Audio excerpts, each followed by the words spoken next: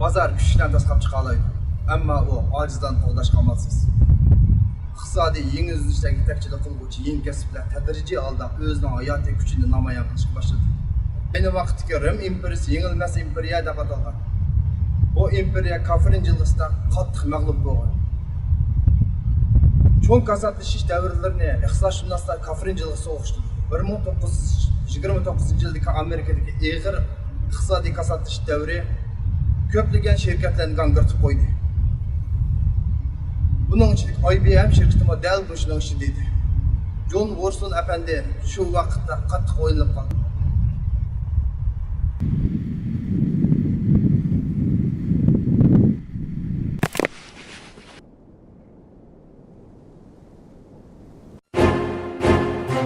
Erlerge xas salapet. Özgeci layihə. Süpeltik material, ilğar texnikinin məhsulu. Yaşlık üçün taşlanğan coşqun qədəm səltənət kiyimləri. Razia İz xanım, biz vaqt arqılıq yana proqram elistalla qaytıb gəldik. Əlbəttə 1992-ci il Cənubi Congoni bütünlüy şirkətliş qablığan məzgil. Yəni o çağda havadımı baylıqla heydi pırap durduğan məzgil. Şu vaqtki Congo'nunki Cənubi Congo'da ravajlanğan iqtisad köplügən Memuriye xadimlarınki, əməldarlarınki hüduddan istifa verişi səbəbçi oldu. Şu yılı Liaoning ülkəsində 35 min əməldar istifa verib şirkət qurdu. Şu yıl bu Congo'da elan qılınğan sanlığı nisbətən 150 min adam özünün xizmətini istifa verib dengizə düşkən. Siz bolsanız bir ilğar xizmətçi, axbarat sahəsi uzun məzgil işləyən. Həm də siz şu özünüzdeki okuş tarihi olsun, şehir modu yasaş şaraitiniz olsun, bu memurluktan demallık ayrılıp çıkış az sandık adamlarının kolundan geliyordu. Muşundan da siz kandak nasıl tesir kıldı? Ben 1985-yili Ali mektebini bitirip Ürümçi Keşlik Gizli'ninki muhbirlik bölümüge, muhbirlik kesbige kubul kılındım. Bu jarayanda cemiyetimizin yuqur tüben katlamlarında partiyanın tili bulup körüklük rol oynap ben teşviqat hizmetini işledim. Keyin teşkil her taraftan oyluşup benim şu keyinki yıllarda yaşanğanlar hizmetiga mesul qılıp Ürümçi Keşlik Gizli'nin partikom işxanasıga yaşanğanlar hizmetiga mesul qılıp tanışdı. Bu jarayanda bizning Ürümçi Keşlik Gizli'deki pişqadamlar asas jihatdan sapalık, bilimlik ustozlar bizning amdi Keşlik Gizli'nin qurğuchilari deyishga bo'ladi. Men partikom ishxonasiga tanishilgandan keyin mening bu xizmatni ishlashimni ancha osonga to'xtamadi. Chunki men 20 necha yil erkin holatda muxbirlik xizmati bilan shug'ullanib, jamiyatning oldingi qatlamlarida yuqurdan tuvan noyatda erkin holatda xizmat ishlab kelgan. Bekin holatda yashanganlar xizmatini qo'limga olgandan keyin ularning oiladagi xo'shalliqi, xafaligini men astoydillik bilan, savrichanlik bilan anglab, ularning xo'shalligi bilan xo'sh bo'lish, xafaligiga ham hamroh bo'lishga to'g'ri keldi. Dastlabki qadamda men bu ishni qilgim kelmadi. Bu to'g'riliq men rahbarlarni ko'p izladim. Marhum Ürümçi Keşlik Gizli'ninki sobiq mas'uli Avla Iminaka menga sen mishayga bek mos kelsan deb meni ko'p qetdim endi tarbiya ishladi. Bunun bilan men shu yashanganlar xizmatini keyin asta kuni qoldim. Nihoyatda ko'ngillik bir isil xizmatligini his qildim. Chunki odam o'zining sirlarini eng yaqin odamlariga xotirjam to'ka oladi. Men dastlabki qadamda oldi bilan bu xizmatni yaxshi ishlash uchun har bir yashangan shu xizmatdoshlarimninki oilasida qancha bolasi bor, uyi qayerda, Jörisining ismini mi, balalarning ismini mi, ularning xizmat o'rinlari nada degandek statistikalarni egallab chiqdim. Har bir qitim idora paravalliq bir narsalarni taqatgan chaqda men telefonni iliblam oldi bilan yuqurdan tuvan hamma oilasidagilarning ismini atab ahvol so'rayman. Buning bilan ular mening alayda ko'ngil bildiganligimni his qilib, menga bek amroq bo'lib ketdi. Shuning bilan bora men bu xizmat bizga qarab bu yaşanğan xizmətdaşlarımız жылдан жылга iş çoğuyup, acizleşip, naytı biçare haletke qalğanlarını görməndə, həm də arasında bəziləri jörisindən ayrılıb qaldı ekan. Jörisindən ayrılıb qalğandan keyin ularningki uçurab atqan qiyinçiliklary, ballar bilan yığıdan əgəgən jörülerinki oturusdakı münasibətlərini təngşəş cəhətdə nurgunlagan qiyinçiliklarga uçuraydiganlığını görüp, bir oyulunuş payda bo'lib qoldi. Ana shu chaqda tuqqan yo'qlash munosabati bilan Yevropaga chiqish bir fursatiga erishib qoldim. Bunun bilan men 90 yoshga kirgan dadamni elib, ham dadammi yolg'izda, mening opam Baldurli olamdan o'tgan, dadamni elib men Yevropadagi 7 davlatni tuqqan yo'qlash munosabati 3 oy turib qoldim. Ana shu chaqda men burun ishlab turib, Ürümçide bir ballar bağçısı qurğan. Ballar bağçısını körüp baqqayda, ballar bağçılarını köydüm Yevropada. Hem o yerdeki ilgarlıqlarını köygəndən keyin toxtuğuna mən yaşanğanlar xizmət işləvatdım. Mən yaşanğanlarınki turalğularını körüp baqqayda, mən aşağıdaki sınırımdaki münasibətləri arqılıq, münasibət deyiş arqılıq aşağıdaki yaşanğanlar sanatoriyalarını ekskursiya qıldım. O yerə bağandan keyin məndə əslidəki bu yaşanğanlar xizmətini davamlaşdırış ideyerim. Əslində mən bulduğum pensiyaga chiqsam, hər giz yaşanğanlar bilan mən münasibət muamele qilishmayman deydigan bir xil. Özümning məngü yaş ötüdigandəklə bir oy bilan jürgən adamda 360 gradus buruluş bo'ldi. Hamda u yerdə Yevropa əllərində yaşanğanlarning o'rni, ularningki oxirgi umrininki kutinish joylari alayda ilg'arga. Shuning bilan men aşağıda turiblam bizning davlatimizdagi mushu qimmatlik madaniy miroslarimiz bo'lgan töhbikor dada apalarimizning mushundaq bir ilg'or sorunlarda oxirgi umrini o'tkazishga haqliq. Biz nima uchun bu ishni qilolmaymiz degan bir o'y paydo bo'ldi. Yani birisiga men kichigimdan mehr muhabbatlik jamoat ichida cho'ng bo'lgan, men tug'ilsamlam shundaq bir cho'ng qoroda bir 5-10 oila o'ltiraqlashgan bir jamoat ichida tug'ilib ekanman. Endi bizning shahar hozir kundan kunga kap uylar chiqilib, binolashgandan keyin mehr muhabbatning so'zilib ketganini his qildimda, bu ikki ong mening chuqur mush sanatoriyani qurib, bizning mush boyliqlarimizga bir so'rin hozirlab berish kerakligini menga undadi. Ma'rifat korxonchilar maslahatchilik shirkatininki shu olqish sanatoriyasi uyushtirgan bir faoliyatlar sizga shirkatning kuchi nomli bir filmni bergandim. Shundaq. Shu filmda bir shu Bazağı münasibətlik bir abzas var. Biz birlik anlap bakayıq. 19. əsrdə sanaat inqilabını baş bulub tüketken Angliya dünya iqtisadının başlamçısı bolup qalğan idi. Amma Amerika bilan Germaniyada tərəqqi qilib chiqqan cho'ng korxonalar yangi tashkillash usulini kirgizib, kuchning tangponligida o'zgarish yasadı. 1913-yili Amerika şirketleri ishlab chiqargan maqsad butun dunyo sanoat ishlab chiqarishning 36%ni, Germaniya 18%, Angliya 14%ni egalladi. Angliyalik bir iqtisodshunos Akurov bizning eng boy savdogarlarimiz tuyuqsiz g'oyib bo'ldi. Ularning o'g'illari boyliqdan voz kechib, dadalarining kasbini masxara qilib, o'zini texmo shuhrat qozondigan mo'tavar deb tasavvur qildi. Ondan hech narsani bilmagan holda ota-bobolarining tavrimas mulklarini buzib chashdi dedi. Angliyaliklar o'z vaqtida mo'tavarlar bilan san'at suyarlarni hurmat qilib, savdogarlarni kamsitdi. Pul topadigan odam va kasb boshqaruvchilar bo'lgan bir taraflama qarash 20-asrning 70-yillargacha davom qilib, Angliya cho'ng ziyonga uchirdi. Angliyada tunji bo'lib sanoatlashgan davlat bozordagi foydasi bilan rahbarlik o'rnini yo'qotdi. Demakchi siz mushundaq bir igilikni olqish yaşanğanlar sanatoriyasini qurib chiqdingiz. Amaliyotda siz buni o'g'illaringizga, keyingi avlodlarga topshirish bu yerda mundaq bir masala bor. Mushuni farzandlaringiz nuqtasidan bir tushuntirib boqamsiz. Tivib Şinjan alohida tanşalgan cheyi bir chimdim choy qadrdonlar uchun yaxshi sovg'atliq. Bizning Şinjan yaxshi joy, bir chimdim choy yaxshi choy. Şinjan Tivib xalqaro savdo shirkati joylardan vakolat chaqirdi. Telefon 0991 776 2610. Jasoratda dadining jasoratiga yetadigan jasorat yo'q. Farosatda onaning farosatiga yetadigan farosat yo'q. Mening yo'ldoshim peshqadam o'qituvchi, men bir axborotchi. Biz мен шундaq bir üzündüni көрүп калган. Namrat bu dunyoga namrat kelgining nomus emas, bu dunyodan namrat ketgining bäkmi nomus degan. Mening dadam bolsun, yo'ldoshimning bolsun, biz yaxshi bir halliq ailening balalary.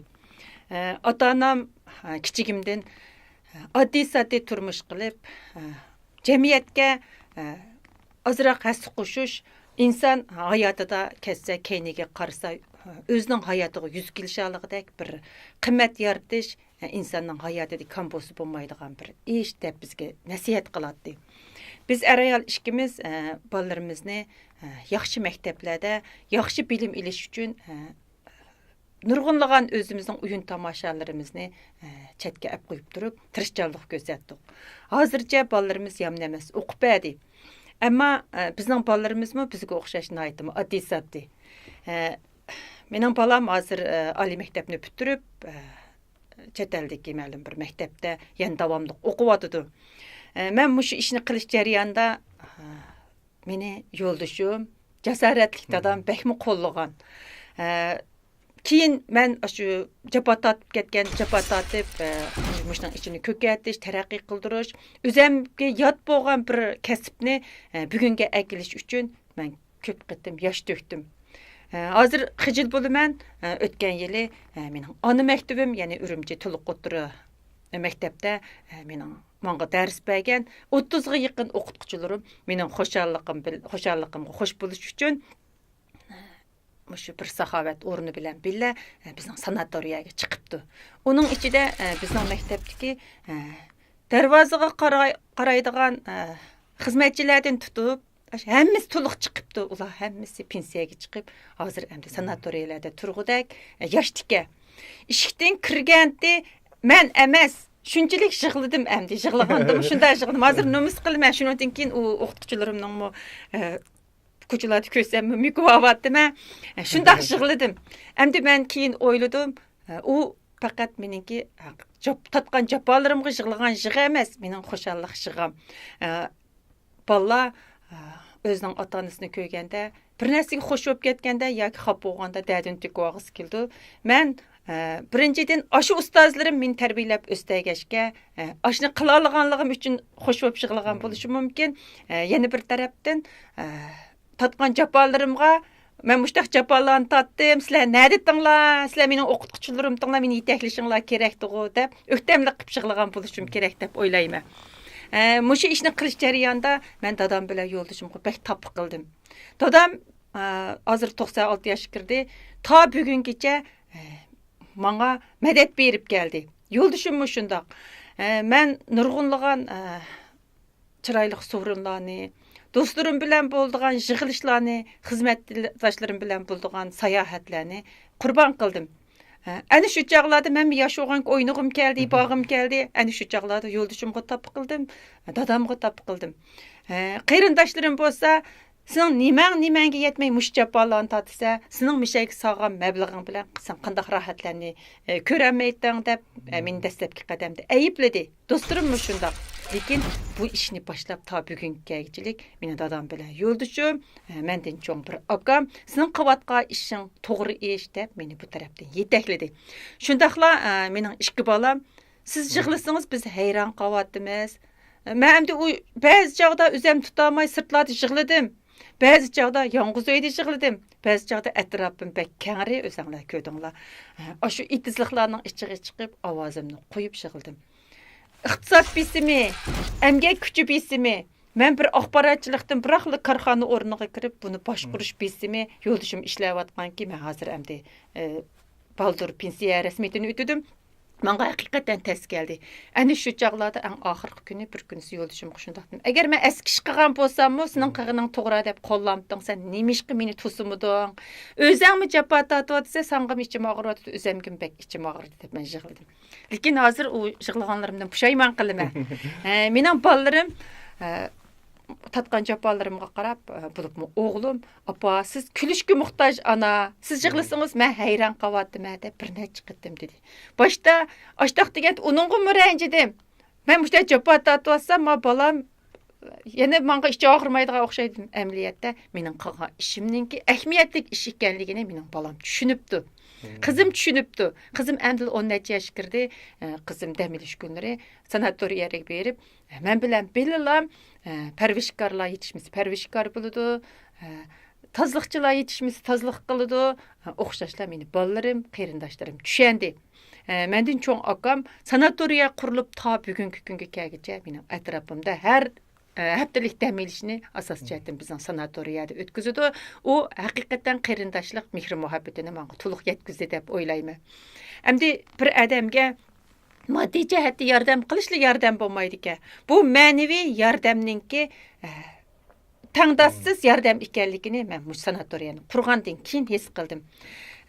Shundaqla bir odamga yiqimliq bir kulib qo'ysimi, shuning o'zimi bir saxovat ekanligini his qildim. Men demak, mush sanatoriya qurgandan keyin birinchidan o'zim tirishdim, ikkinchidan mushu sanatoriyada kutingan dada opalarimiz haqiqiy saxovat egilarga deb his qildim. Ular menga nurg'unlagan tarafda yetakchilik qildi. Güzel kelgüsü üçün bugünden başlap tırışış gerek deydiğen bir gap var. Bu gapni Cili payçik kontrol guruhining reis qilgan Lishufa efendi. Bu Lishufa efendimi dastlabda to'nglatqu setib pul topgan. Keyin motosiklet muvaffaqiyat kasab chiqqan. Undan keyin avtomobil yasayman, buning shavqini chiqargan. Bu rasmiyatlarni elib, rasmiyat tasdiqlovchi xodimni qishi olgan chog'da rasmiyat tasdiqlovchi xodim bunga nisbatan qarshi pozitsiyada bo'lgan. Davlat korxonalari bu avtomobil sanoatida ziyon tortib ketyapsa, sen buni boshqa ib chiqolmaysiz, ziyon tortib ketsa. Deb turib. Shofer efendim bu men qilib baqay. Siz menga bir qatim fursat bering. Men ziyon tortishga rozi. Uning ustiga men davlatning pulini ishlatib ziyon tortmayman. Degan gapni qilgan. Endi demakchi bu olqish yashanganlar sanatoriyasini qurish jarayonida siz xilma-xil to'salg'ularga uchragan bo'lishingiz mumkin. Shundaq. Anglab baqsaq.